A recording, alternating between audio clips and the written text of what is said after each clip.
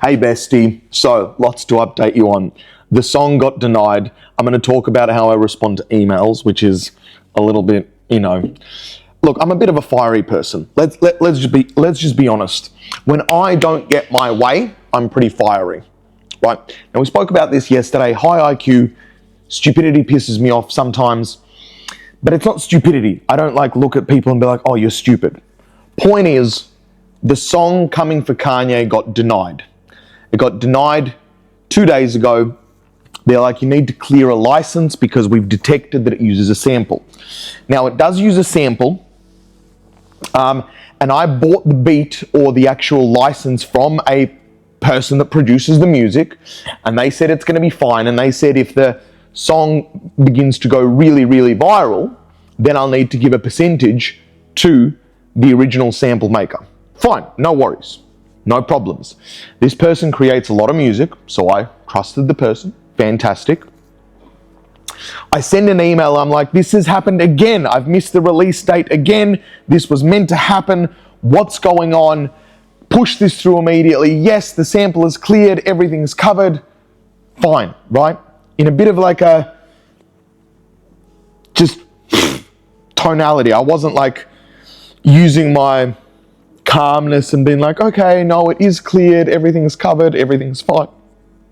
Point is, I got an email back today, quite forcefully-ish, saying that the sample detected was from a song Blow Your Mind by Gwen Stefani, and you need to say that this has gotten clearance from your beat maker, etc. And I was like, right. So now I'm in contacts, and I was gearing up for this release. I was excited for it. Everything was moving towards it. And now it's meow. So what I'm experiencing right now is I get a bit on social media. I'm like, this is exciting. It's about to get released. And then it doesn't get released. And then I get really upset. And it was I planned a date and then it didn't happen. And I planned my entire life around it. I planned my diet. I planned my exercise around it. And I've got to stop planning. I don't know how long these releases take yet. That's just the reality of the situation. I do not know how long these take, and I'm just assuming that it's going to take a certain amount of time, and it doesn't. It's just. So that's that. So that is currently what I'm dealing with. So I'm in contacts with this person now, but now I kind of want the album Free Speech to come out separately and then the Kanye song after it.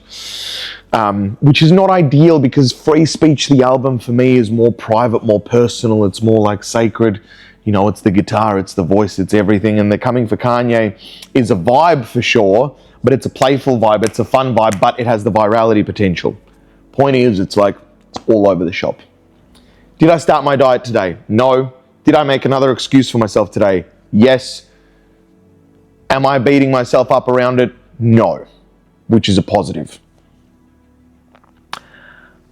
I am going to return to not necessarily talking about it. However, we do have a big update on the X.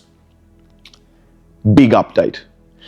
This is probably the nail in the coffin for me. This is quite wild, and it was wild to experience this. So I've become better and not really checking her stuff often. She's somewhere in the UK now, don't know where. Filming is on and off, so she's not very public on social media. She's gained a lot of weight, etc. I've seen she started to paint a few paintings, which I was like, yay, she's focusing on her passion, or something there. She's focusing on art creation, and then she was trying to sell it, so it had this flavor to it. Anyway, check today, and it's come up that she is actually in the UK with her new rebound boyfriend. New rebound boyfriend, remember, same person which goes, I love you 2.5 months ago, yeah, but I've met this person 2 weeks ago, we've been on a drug bender and we've continued doing drug benders since, but he'll move to the UK with me and he'll move, so she's going to probably come back to Australia, looks like. But here's the thing. She is surrounded by, I want you to picture this, 40 to maybe 35 to 45-year-olds, pretty much like, I don't know, trailer park stats. So upon looking on their social medias, they believe in crystals, feathers, and psychedelics, and they smoke a bunch of weed, and they don't believe in COVID and conspiracies, etc. So they all look like, you know, missing teeth and stuff, like really yuck. Just yuck, full stop. Like every single one of them looks very traumatized running away from their life. And then you've got my ex, which is 21, hanging out with the 35 to 45-year-olds. So she's taken the drug use to the UK. Here I was thinking, hoping, praying that she's going to go sort out her life. I was like, oh, she's painting. She's going to maybe talk to dad. She's going to sort out with mum. She's going to get better. No. Straight to the bottom of the barrel, hanging out with bottom of the barrel again. And these people are supporting her drug use in that age and being like, yes, that's cool, that's friendly, that's fine, because they're not dealing with their own life. And the biggest thing is she looks like she's aged at a huge rate. So I sent it to a friend. She's like, I wouldn't recognize her if you ever put me there. She looks like she's 40. She looks like she's aged heavily. She does not look well, like literally does not look well in the photos, like mentally, potentially like either rehab or like just a weird place soon, and God forbid does something bad to herself. But like, and I sat there and I had this like laugh, like of, what am I watching? And like my whole thing crumbled. And my friend, which is a licensed psychologist, heads up huge division of mental health, like in the top ranks of mental health in a certain place. I don't know if she wants me to discuss that, so I won't give out many details, but like top ranks of mental health field of the country. And it's pretty clear that if she gets out of this, she's got a very long road, step one. Step two, it's very, very clear. Like, you take photos, and I literally took photos of side by side, her with me, my partner with me, 3 months later with this crowd. Here, healthy, you can see peace in face. You can see like healthy skin, peacefulness. Now, don't get me wrong, she was still dealing with a lot of trauma and working that out, but you can feel like the face doesn't lie, you know what I mean? Like, it emanated health, it vibrated like, you know, getting to a place of calm, of security. Here, disheveled, rags, just, I mean, honestly, the way she is now, I would probably avoid even saying hello on the street to kind of vibe. Like, you look really mentally unwell, I'm just going to keep walking. I say hi to everybody, so that's maybe an exaggeration, because I love all humans. But what I'm trying to say is, it's one of those like, I'm going to stay well, like, we are in delusion stats.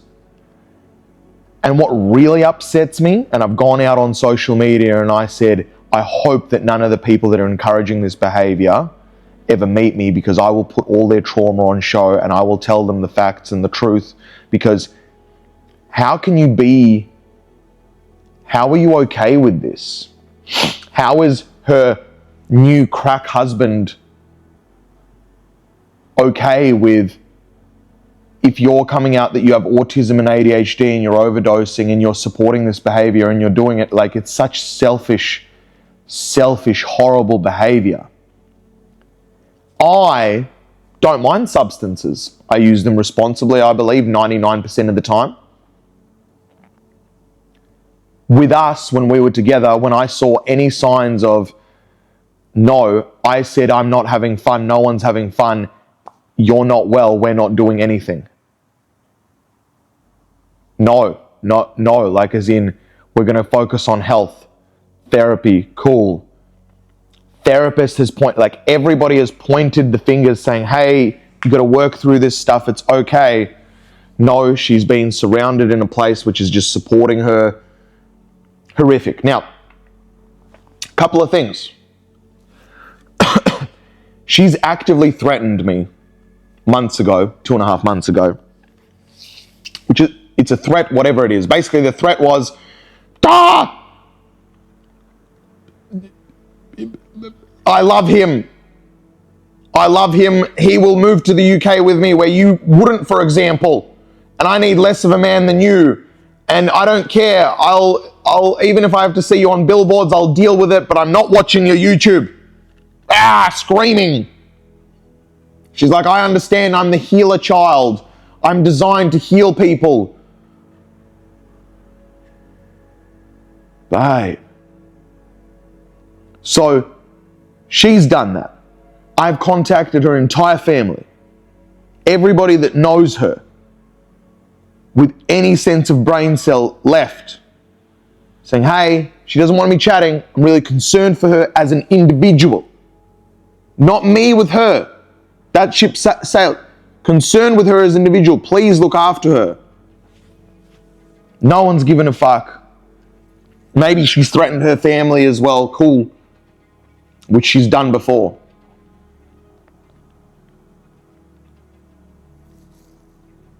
So, I can't do anything. But for me, what happened is I was like, right, like something really shattered for me there. Like it really just shattered.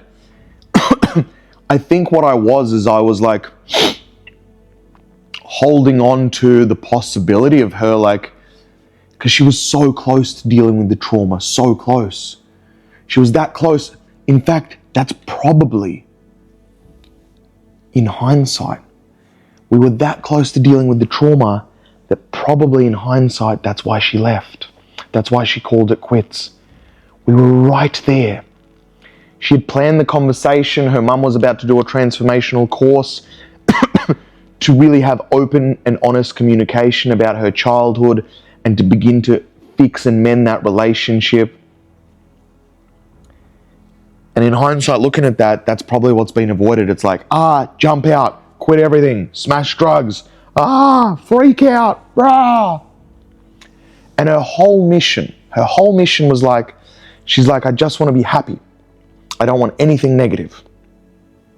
Well, she's found the mentally unwell that don't tell her the truth about anything because they're not telling the truth about themselves either. And they're just living in a like, this poor girl, she must look back at a photo from 3 months ago and see the epitome of health, vitality, and then see what she's become. And probably cry inside or something, like what's going on or what are you holding on to? So this is going to end fucked. Like this is going to end fucked for her. So there's a couple ways that this can go. If she continues on this journey for another 1 or 2 years, this could be ship sailed forever. Like this could be ship sailed forever. Like literally fry the brain that much that it's gone. And that is a major problem with real substance abuse, which she went into substance abuse. We're not talking like, once every 3 months we have a special experience or around special occasions and then we're always eating healthy, we're always making sure that we're responsible for our dopamine, our serotonin, being really responsible around substances and having them as sprinkles when life allows it, when we can afford to have the down, which we spoke about yesterday around substances. If you haven't seen yesterday's video, I did a whole video around substances, my whole viewpoint on it.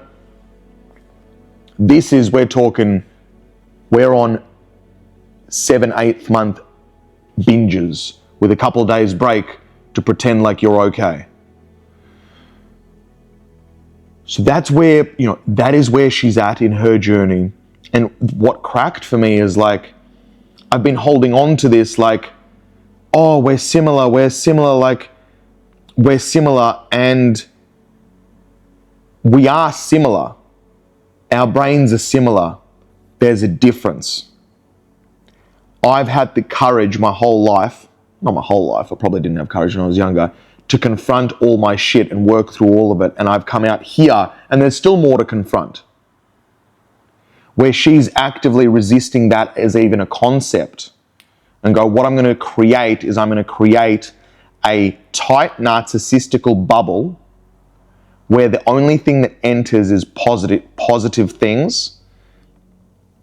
And she believes from the scrolls that I'm the controlling one. Now, to control a person or to control their behavior, you just feed them positive stuff.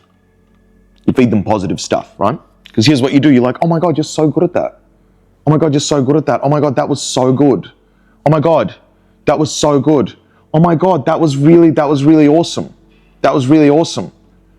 Because a normal non-self-aware person will just be like, I just want to do more of that. I just want to get more compliments. That made me feel good. More compliments, more compliments.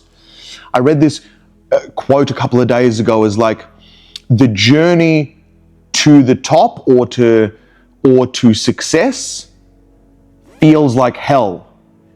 The journey to rock bottom feels like heaven. So the journey to rock bottom feels amazing. Feels amazing. It's like, yes, good. Oh my God, more drugs, more friends, more this. It feels great. Then you're like, whoa, I'm homeless and mentally retarded now. It feels great. The journey to the other way feels fucked up. It's like, I got to diet, I'm in pain, I got to work out when I don't, I got to wake up at 5 a.m, I've got to face the hard truths that I get distracted, it's hard. And then you're like, oh, did I break through? And it's hard again. Just because she has a special brain, that means nothing if you never deal with your shit. And the whole thing is going to be wasted. Not only wasted, it might actually be permanently chemically ruined. So she may never achieve it. So now we're looking at a high school dropout. We're looking at a person that has no job, no qualifications, and it'll be soon closing in on a year of extreme heavy drug use with no real friends around you. Everybody that was around you that cared for you, you pushed away violently. No heart. Dad dying, no call, no worries, nothing. Just use people for positive gratification until the depths of despair and death. In that separation, what I realized is like, oh, she's not my equal. And because I'm on this new saga of, well, I've got a 138 IQ, I'm actually quite intelligent, I have a Ferrari brain, I'm remembering who the fuck I am. I just laughed in like, my heart breaks, but I'm like, wow, not in a negative laugh, like imagine like a what the fuck, like that kind of laugh. Like I've been putting this into like maybe somewhere in my head that I was like, she's just going to deal with a few things and then it's going to be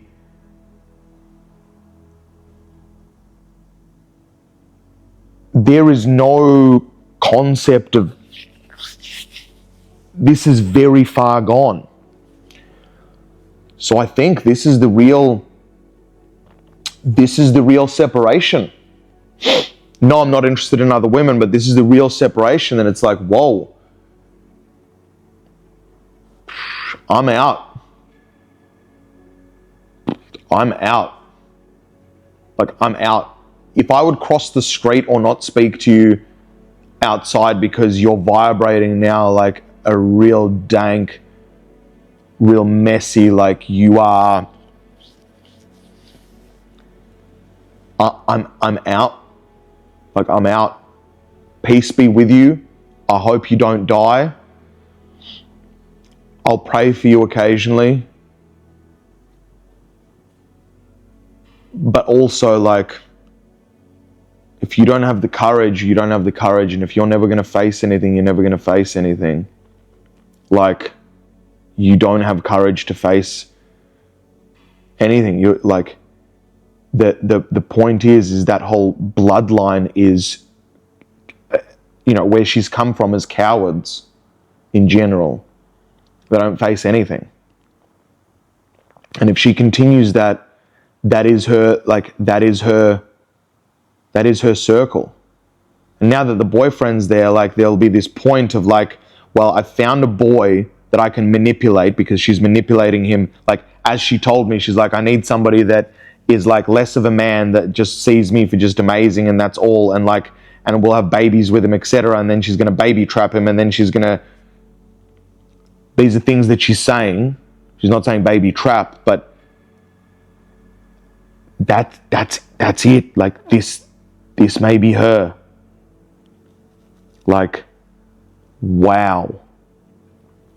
Wowza upon wowza upon wowza upon wowza upon wowza upon wowza upon wowza. So internally, I feel a freedom and a deep, deep sadness. Like, it feels like we lost one. We've lost one to the ether. We've lost this person to the. We've lost this person completely. It's funny. I called it 1.5 years ago. I said, I'm going to lose you to the festival scene, or you're going to get addicted to that scene. Like, I called it the festival scene, whatever it was. And like, it's sad, but it's also useful for me to understand that I need to have a healthy separation between people. Just because I would do something in that situation doesn't mean that that person would do the same thing in that situation. So she's in a world that exists like, whoa. Just poor. That whole experience is just like, it's just wild. It's just a wild experience. I don't know what to say. And yeah, and it's done a number on me as well, because like, we got up to some crazy stuff in our relationship, and I wonder, like, if I'm going to match that crazy, will I ever be able to find that crazy in somebody healthy? But we're not thinking about women. We're not thinking about women. Genuinely, we're not thinking about women. We're going straight to the top. So that's what's happened. So I'm in like this world of right, and it feels like this was necessary, because I feel like around diet and stuff and around my motivation, I think that has been still one of the biggest like little plays there. And honestly, the motivation now is like, I want to make sure that if she ever sees me on social media, she will recognize really clearly that we are in complete different leagues and worlds, and like, we wouldn't be found in the same country together. Like, we wouldn't be found in the same suburb together. Like, we wouldn't be found in the same groups together. Like, I don't, for the first time, it's like, I don't want to be associated anywhere near this kind of, this is not on. This is absolutely not on. Absolutely not on.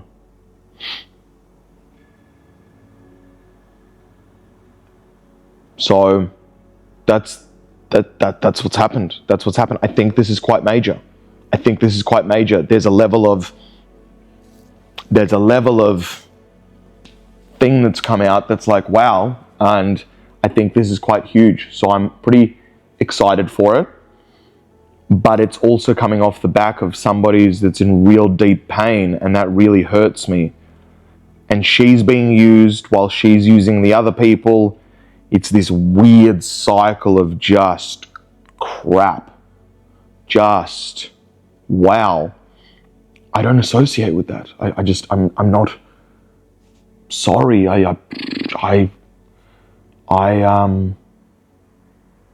Thank you. Please don't come near me.